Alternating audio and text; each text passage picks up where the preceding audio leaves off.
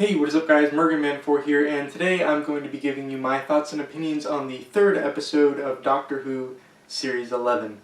This episode had a lot of potential to either be really, really good or really, really bad because it's handling some pretty sensitive subject matter here, and so if handled poorly, it could have turned out really, really bad. Thankfully though, it was handled really well, and I'm glad to say that this episode was definitely a success and not a failure.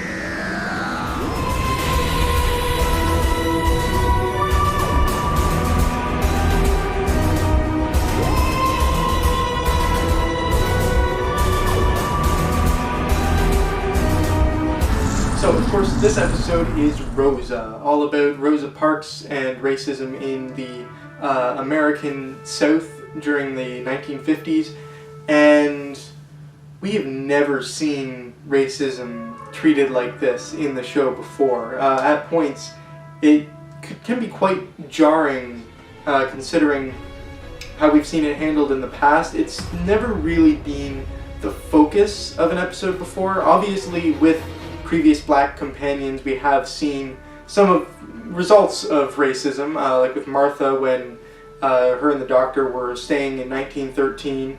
You know, she was talked down to and she was having to do, housework, and people commented on her skin color. And with Bill, when they visited the Regency era in Thin Ice, you have a particularly racist character, our main villain in that episode, who just made a couple of racist comments, but this episode is all about the racism. And like I mentioned, this could be handled really well, or it could be handled really poorly. And so going into this episode, I was a little bit wary, and especially as well, it's not just about the subject matter, but also the specific historical person and event that this episode was taking place around. And I'm glad to say that it handled it really, really well. So the episode basically just jumps right into the racism. Like, it doesn't even wait. It doesn't ease you into it. It's right there in the forefront as we begin with a scene of Rosa Parks going onto a bus and being told to use the other entrance because the entrance she went in was for whites only, and then the bus just leaves her behind. And at first I was kind of confused because I don't, have the greatest knowledge of Rosa Parks. I knew basically that she was a black woman who refused to stand up on a bus so that a white person could have her seat. So I had to do a little bit of research here because at first I thought that this was supposed to be that scene, but it turns out this was a separate event. I also didn't know that she in fact ended up getting arrested for refusing to get up, but yeah, this is a separate event. This took place many, many years before the rest of the episode, and that just sets the tone for the whole thing. It kind of introduces you to it. And then we cut to 1955, and I love this little segment here where you have the camera going through the streets, and it's going towards this alleyway, and you hear the TARDIS noise as it starts to materialize. Oh, that is just great. That since we haven't really had the TARDIS in the last couple of episodes, this is the first proper Doctor Who episode introduction kind of thing, in the classic style of TARDIS materializes in a place. Now, it's not quite the same yet because the Doctor is trying to return her companions back home to their present time and to Sheffield, and she's failing to do so instead of them just going on adventures. That's soon going to change, but here she's just trying to get them back home and is continually failing, which of course, the Doctor's never been the best driver of the TARDIS. But I just love this little introduction. And one thing I noticed, it's completely irrelevant, but I did notice that they added a little bit to the base of the TARDIS so that it stood upright, because I guess the ground they were on was uneven. And I thought that was a little bit interesting. But yeah, it doesn't really matter. But again, this episode just goes right into the racism because we see the Doctor and her companions walking along, and there's a white woman who drops one of her gloves. So Ryan, he's just trying to be a nice guy, not even thinking about where and when he is. I mean, why would you even think that would be an issue? And he tries to return the glove to her, and he gets slapped right across the face for it. And her husband says, "Don't you ever touch a white woman again." And I think he then proceeds to say, Your boy, he'll be swinging from a tree with the noose for a neckerchief if he touches a white woman in Montgomery. wow, that is... I did not expect to hear something like that in Doctor Who. It's not shying away from the grim reality that it was. And it's here that we see our companions and the Doctor get introduced to Rosa Parks herself. And I think this way of doing it was really handled well, because it's not trying to hide the way that the society used... Because it's not trying to hide the way that society used to be. It's showing it. And this is how I think educational television should be done. It shouldn't be pretending like the past didn't happen. You should fully acknowledge that it did and use that to learn from your mistakes. And that's exactly what this episode does. It doesn't shy away from the brutality of racism. And all throughout the episode, we've constantly got all these roadblocks for Ryan and Yaz as well. And it's really interesting to be able to see, you know, how they try and work around that, but also to be able to see how far we've come since then, and to imagine how much further we're going to go. And that's all about, and that's what the scene with Ryan and Yaz behind the dumpster is all about. They're discussing, you know, how far we've come, but we still have progress to make. And in that vein as well, I've seen a lot of people saying that this doesn't feel like Doctor Who, but I'm guessing that they're not entirely familiar with the roots of the show, because it actually started out in part as an educational show, and you'd have stories that would switch between being futuristic with science fiction and in the past, which would be teaching about history. And all throughout the William Hartnell era, and you had one story in the Patrick Troughton era where you had these pure historicals, which were historical episodes that had no science fiction elements aside from the Doctor, his companions, and the TARDIS. Everything else was just pure history, and that was used to educate people, you know, about different times and different historical figures. This isn't quite like that, because we do have our main enemy, Krasko, who I'm going to be talking about later. But it is definitely the closest the new series has gotten to this pure historical format, because a lot of it just focuses on the time and place that they're in. And the villain is kind of just there to keep the plot moving, and for there to be one extra obstacle for the Doctor and her friends to overcome. And so I personally really like that, and I do like that educational aspect. I like being able to learn these new things through Doctor Who, and I think this episode does a really good job with that, because, you know, some people might not realize that that is how society used to be. And I think it's great that they didn't shy away from that, and they were presenting it as terrible as it actually was. Another thing I want to point out is this is actually the first historical figure since the Day of the Doctor with Queen Elizabeth I, which actually really surprised me when I realized that, because Peter Capaldi never met any sort of famous historical figure. The closest he got was Robin Hood, but that's a fictional character. So I'm disappointed, actually, now that I realize that Capaldi never met any sort of historical figures, but it's great that we're seeing a better return to that. And this is probably the episode with the biggest focus on a historical figure since Vincent and the Doctor way back in Series 5, which is 8 years ago now. So it's really nice to be able to see these kinds of episodes being done again, and focusing around these famous historical figures. And I thought that for the most part it was pretty well executed. I liked Rosa Parks throughout it, and I thought that it was great that the episode didn't try to influence the thing that made her famous. Instead of trying to create history, it's trying to preserve history, which is great, because one of the big dangers of it is that it could have stepped into, I guess, a kind of indirectly condescending area where they basically could have just done the Doctor inspires, or her companions inspires Rosa Parks to do what she did, as opposed to it being completely of her own decision. Or that Rosa Parks learns about what her actions are going to do, so because she knows her actions are important, she knows she has to do it. It's basically completely of her own decision, and the circumstances around it are kind of, you know, the other people's decisions as well. It's basically just putting them in the right situation. So the decision and the mindset behind it isn't changed at all, which is great. And yeah, I'm glad that it handled it this way. And another one of the areas that was a potential pitfall is with the racism. It definitely could fall into a pretty offensive territory. Obviously, it is supposed to be offensive, but there was a possibility they could have handled it poorly, and instead of, showing just how bad it is, they could have, I don't know, it could have come off the wrong way, I guess.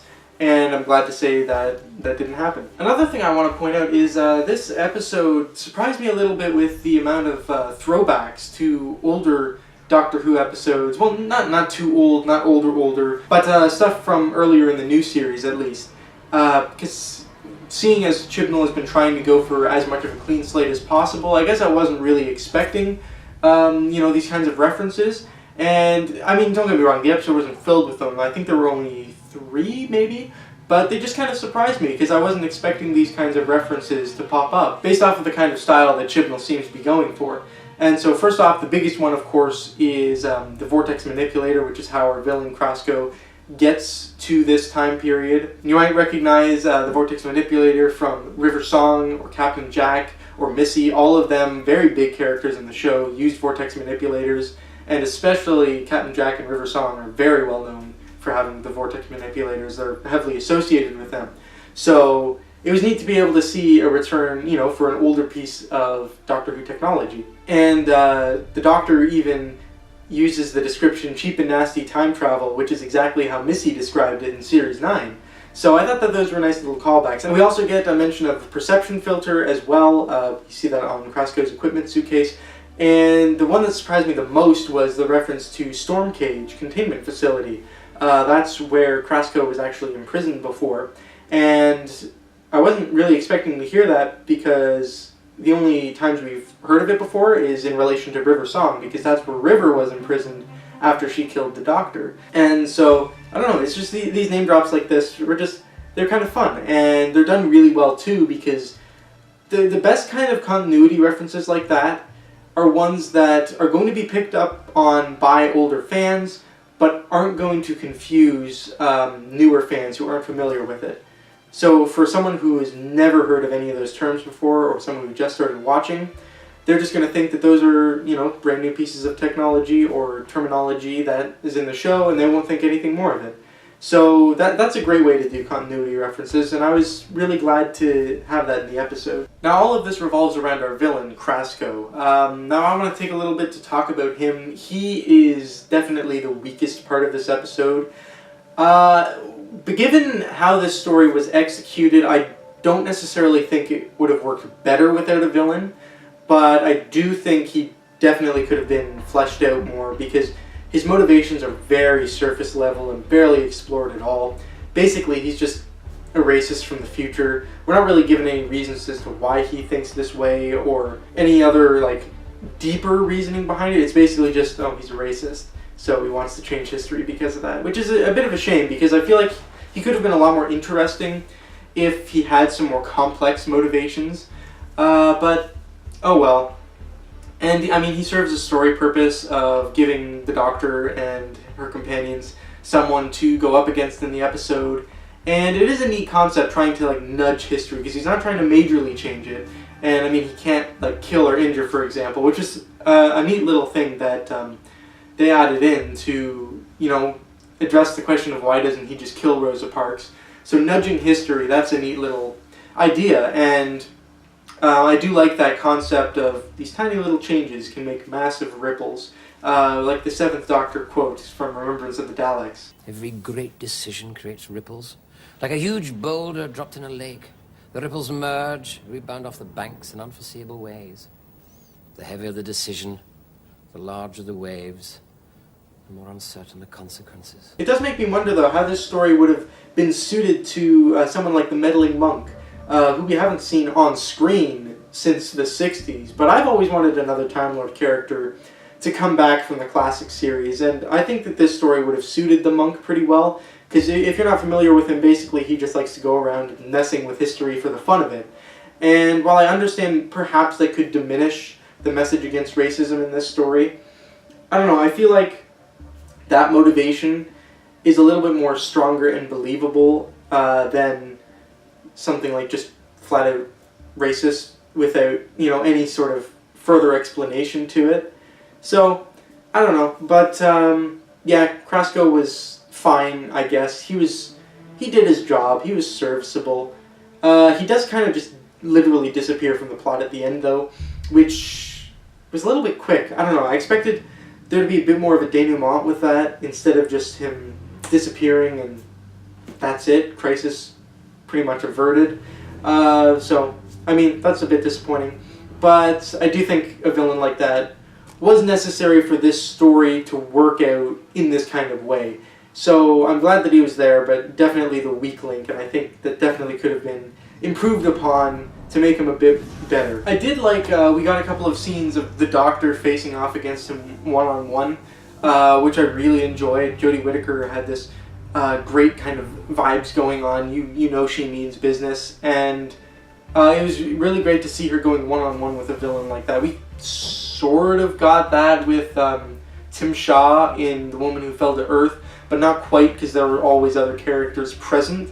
This was like entirely one-on-one, and you know that she means business, and it's great. I love the scene where she realizes that he has that neural inhibitor that prevents him from performing acts of violence, and just crushes his vortex manipulator, and he can't do anything to her, and she knows it. That's a great scene, and it's filled with tension, and it's really good to be able to see Jodie Whittaker starting to get these different kinds of scenes and having a greater variety of how she can play the Doctor, and we're getting to see a bit more of her Doctor playing out across these episodes. Speaking of the Doctor, the companions were also pretty well served this week. This is the first time where I feel like Yaz was actually necessary to the story. Well, not necessarily necessary, but she definitely played a role in it and felt like she deserved to be there.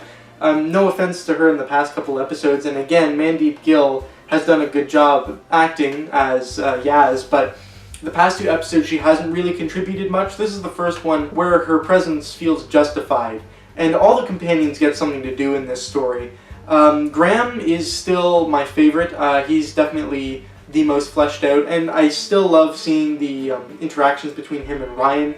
It's heartbreaking seeing how he's responding to the treatment that Ryan is getting, and even him, because he states a couple of times that Ryan's his grandson, he just gets these dirty looks because he has a black grandson, and his reaction near the end of the episode when he realizes that they're a part of the events of Rosa Parks, not refusing to stand, and that he's actually the white person that she refused to give her seat up to.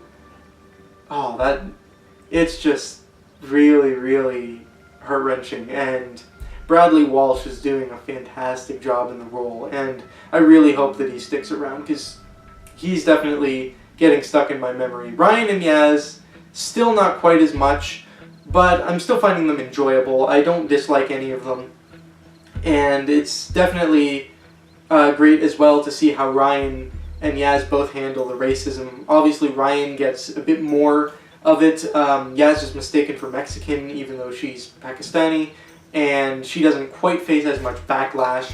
But it's definitely really interesting to see how they have to respond to it and how they can't do as much or go as many places as the Doctor and Graham just because of their skin color. For example, they get thrown out of a restaurant because they only serve whites there, and they also have to sneak into a motel room because the motel only allows whites there. So it's really interesting to see the hardships that they face, and also how they're bonding through this as well. So I think companion-wise, this episode has serviced them the best so far. Speaking of that motel, this is potentially my favorite scene in the episode, actually, where they've gathered together in the motel to figure out a plan to make sure history goes the right way and figure out everything that they can remember about Rosa Parks. And a police officer knocks on the door, and of course, Ryan and Yaz can't be there. And so Graham and the Doctor have to pretend like they're not there. And it's great how the Doctor responds to the police officer's questions, where she speaks completely honestly, but also doesn't go down to the level of pretending to be a racist to save Ryan and Yaz, when asked if she's seen like a Negro and a Mexican girl, her response is, "I don't recognize anyone by that description," which is completely true. And there was one other thing that she said, I can't remember it at the moment, but again, another completely true thing. And that scene I found to be really tense because, of course, you think they're in the bathroom and you know that they're going to get in a lot of trouble if they're discovered. And it was just executed really well. I also thought it was funny because Graham and the doctor are posing as a couple briefly for this. And as the police officer leaves, Graham puts his arm around the doctor and she just kind of looks at it all like disgusted, and it's pretty great. But I love that scene overall. And yeah, just throughout the whole episode actually, despite knowing, you know, the end result that's going to happen, that Rosa Parks will in fact refuse to stand up and the time is of course going to stay the same, it was tense all the way throughout because of these little nudges. You never know what's going to happen next or what the next obstacle is going to be, and Ryan and Yaz are constantly having other roadblocks that prevent them from helping out as much as Graham or the doctor could do. And I thought it was just expertly done, how they could create this tension even though you know where the plot is going to go. Although I will admit, I didn't quite expect them to actually be a part of Rosa Parks' decision to not stand up. That was pretty great and a good surprise. As I said before, I am thankful that they decided to do it this way, with little nudges to history, and the Doctor and co are preserving history instead of creating it. We don't really get to see this aspect of time travel too much. Usually it is about changing history, but this time it is about trying to keep history the same, and unlike a fixed point where time will usually heal around it, or the entire web of time is at stake or something like that, this isn't a fixed point. It's malleable, and the results could change history completely. So you know that they have to preserve history how it is, but they can't directly cause history to happen. And I really like that idea, and it's great that we're seeing different ways of time being explored, because again, we don't really see this way too often at all. Now, I do wish at the end scene though that they didn't use that pop song. I understand their motivations behind it. I didn't think it was terrible. It was fine, but I think it would have worked better if it was just, you know, orchestral music, and it wouldn't take me out of it quite as much. But I don't know, it was fine. Although I do object to it being used over the end credits. I think the theme music should always be used over the end credits. It just feels weird not having it, especially since the song doesn't go directly into the end credits. It stops, we have another scene, and then the song is over the end credits, and it's weird over the next time trailer as well. But that's a minor complaint, little quibble. But of course, the Doctor and her friends save the day. History is preserved, the villain is gone, and Rosa Parks refuses to stand up, and they're present to witness this defining moment in history. And then we have one final scene in the TARDIS. The Doctor is explaining what happened, you know, after the events of that, what happened to Rosa Parks, and I feel like we haven't had that kind of scene for a really long time, probably since Vincent and the Doctor, kind of like I mentioned before. So it was great to have that kind of thing. I know some people thought it was a little too on the nose, but I really didn't mind it. I thought it was a nice way to wrap up the story. What I don't like, though, is that TARDIS, man. The pillars just look so plastic and fake. The rest of it looks fine, I guess, but those pillars, they're terrible.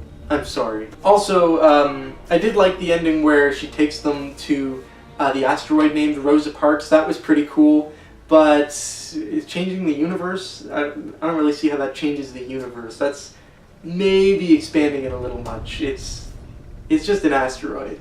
But yeah, I thought that this episode was great, and I'm really, really glad with how it turned out. Because if handled incorrectly, it could have honestly been a disaster. But no, it was done really well, and I really enjoyed it on both of my watches of it. And yeah, I think it was a great way to continue the series. Definitely a step up from last episode. I'm still undecided about whether or not I like it more or less than The Woman Who Fell to Earth. I think maybe a little bit less, but just barely. Like, barely even at all. They're practically practically on equal footing. So of course, if you know what I gave The Woman Who Fell to Earth, you know that I am going to give Rosa an 8 out of 10. But yeah, I thought this was a really enjoyable episode, a great return to the kind of celebrity historicals that the new series used to do pretty often, and I hope we get to see more of this in the future. I'm really excited to see what else this season has in store and what else the Chibnall era has in store for later down the line. But yeah, so that's my thoughts and opinions on Rosa. Please put your thoughts down in the comments below. I'd love to hear what you think of the episode. And yeah, I guess that's it, and I'll see you next week with Arachnids in the UK.